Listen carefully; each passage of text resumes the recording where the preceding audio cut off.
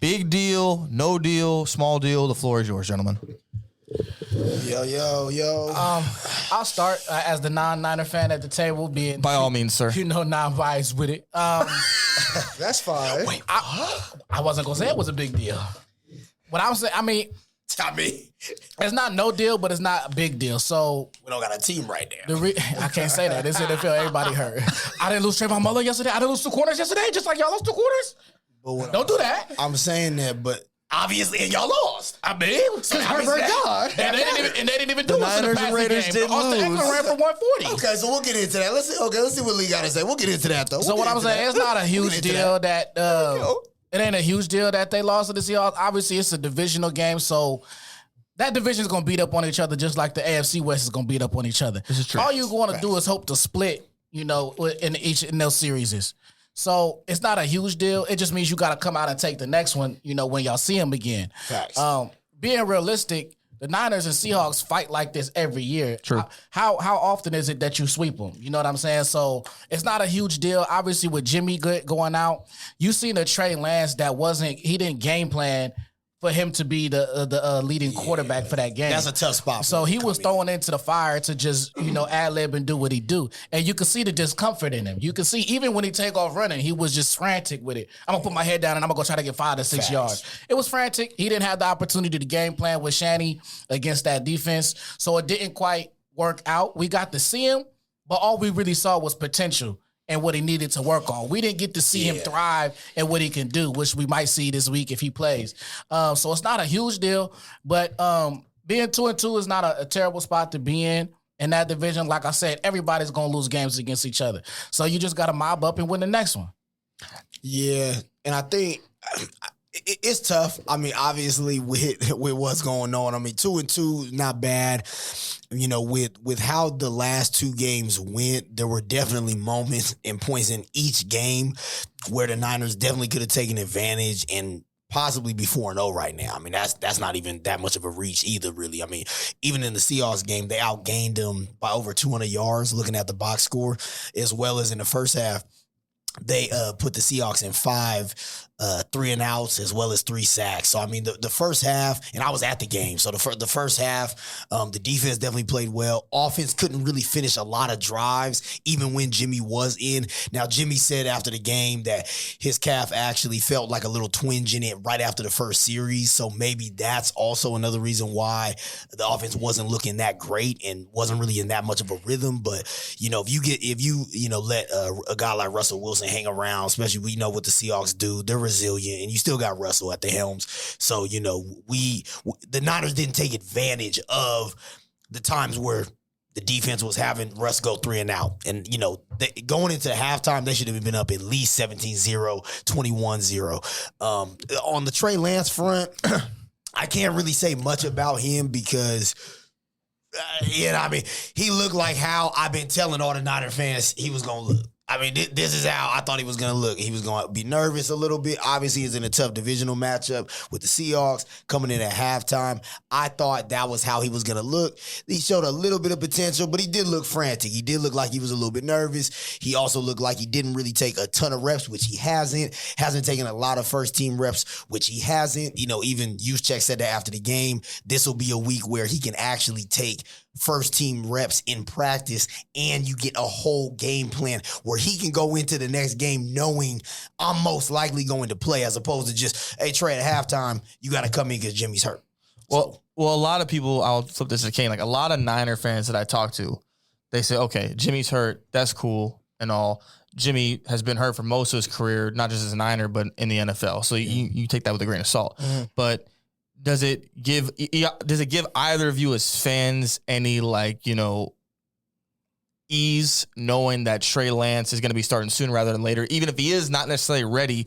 But now it's just, well, I mean, now that you're finally getting to see what he can do, I mean, he's thrown in the fire. You're going to have no choice at this point because Jimmy's hurt. Like, is it better sooner rather than later? I mean, at this point, I want to say no, just because the season is still young, it's still early. It's only 4 games in, and stuff like that. It's just a lot of things with the Niners have been bothering me. That's made it difficult to watch them. First of all, I feel like Kyle Shanahan's play calling is getting mad predictable. That's what a lot of people are saying. A lot of fans. I feel like blaming Kyle. his play calling is getting very predictable. When in the West Coast offense, from the time Bill Walsh put it together, is based off of the run, the zone reads, the stretch plays. We have no running game at this moment, which is why the offenses Which is also not- look it is why it's in- how it's looked. It's in the offense is Is based. that on Shanahan or is that on our injuries? It could be a little bit of both. I think two things can be true. You feel me? Like just like the offense is based off of timing. It's a rhythm offense. Agreed. It's not a lot of people are like, we don't throw the ball deep. We don't have a lot of big plays. The West Coast offense has never had a lot of big plays in it. True. It looks Action is easy. bootlegging. It looks easy Yeah. when you got Joe Montana and Jerry Seam Rice. routes. You got Steve Young and Jerry Rice. You got a Brunell and a Keenan McCardell. It looks easy to get big plays. We have players like of that caliber. We don't have that. On top of our defense, our corners suck. Our corners are ass. Yeah, not playing. And we got Arizona coming up, and they got my son. Oh boy. Adriel Jeremiah Green. I just traded for him in fantasy yesterday. I told y'all. They didn't believe in him, but I did. You done drank the Kool-Aid already. You done drank the Kool-Aid already. I was gonna ask you this though. I was thinking about this today when I was driving. How much does Raheem Mostert being out? Because you remember when Raheem Mostert was going in that NFC Championship game, he pretty much by himself carried them to the Super Bowl. Well, wait a second. You can't say We're on a fourth Mostert because string. he's always out as well. So I would say the whole collection of running backs. But we're on our four-string running back. Hasty, Jeff Wilson, what's his name for Elijah Mitchell even gave one. All of them was able to be productive, not just Mostert. But when you're missing 4 running backs, it's different Who than is it? just Is missing just Mostert. Trey Sermon left? It's Trey Sermon and Juszczyk. Where's Sermon going to come in on this offense in the future, you think? Is he going to be like a goal line back, or what are you going to do with him? I think for him. I think Trey Sermon's a good back. I think he could be a good back, but Yeah, you have to have confidence in your running back. Like he's barely getting carries, he's barely touching the ball For a reason, He's- though. It is. But, Now but he it's looked better. He looked better you have last game. Like, but confidence is professional sports. Confidence. If you feel like your coach don't got confidence in you, Oh no, I agree. then you I not think gonna that's play. twofold, too, It's because- a mental block for him too. Because at the same time at Ohio State, he looked like this at times at Ohio State. It looked different because NFL because they're playing level, Iowas man. and stuff like Yeah, that. no, But I'm Well, I think that's twofold as well. But when you draft someone that high as a Yeah. coach, you're supposed to instill confidence in Right. him too. And to have him never play a Okay. third down and I got Juszczyk something for is that. taking over that whole role. right. And I want to bring up this question to the Niner faithful and the non-Niner bipartisan in the podcast. So when the Niners made the Super Bowl, there was a lot made out to be, okay, Kyle Shanahan, he did this with Atlanta with Matt Ryan. He elevated that offense. He's doing the same thing with Jimmy. I want to pose the question because now what you're seeing is now that Sean McVay has a quarterback like Matt Stafford, where he can open up his bag of tricks. Right. Now that we've seen Cliff Kingsbury, especially this year with Kyler and DeAndre Hopkins and Adriel Jeremiah Green and the crew, and obviously the Seahawks, Russell Wilson's going to be Russell Wilson, and Pete Carroll's not necessarily known as an offensive guru. But would you make the case that Kyle Shanahan might not even be the third best offensive mind in the AFC West? I don't know that. And I'm going to say this. Because you got to look at a few factors that you just brought up. Number one, Matt Stafford is better than Jimmy Garoppolo. And that's true. I just realized that. That's not even. It's a fact. So if you put a healthy Matt Stafford on the Niners, I mean, maybe we're talking about something different. Number one. Number two, Kyler Murray. It took him and Cliff Kingsbury also more than 1 year together to facts. be successful. And Kyler fell off in the later half of the league last year as well. Yeah. There Let's was not a forget dip. that. There was a So decline. let's not- I mean, and it took Kyler a couple years, a couple seasons, some hardships, some struggles, some figuring out NFL speed and NFL level defense and defensive coordinators and game plans against them as well. So, it's hard to really say. To me, we've seen Shanahan be great in multiple franchises. We've seen him be great with RG3. We've seen him be great with Matt Ryan. We've also seen him be great with the Niners. So we've seen him be great. But once again, to me, not an excuse, but it does affect what happens when you have injuries, especially to your most significant position. So if I come back to the Niners, and specifically the Niners core is based on West Coast offense, running, bootlegs, play action, seam routes to the tight end, bubble screens, swings, sweeps. I mean, and with Kyle Shanahan, he loves the zone read as well. He loves When that you're tight end sweep. Yeah, when you're He down to always your handing the ball when off you're the down to middle, your fourth bruh. and fifth string when it comes to your running back, It don't matter how comfortable he is with Trey Sermon or not. There's a reason. There obviously was a reason that we didn't see that the coaches knew Trey Sermon was lower on the depth chart. So by injuries, by default, he had to step in.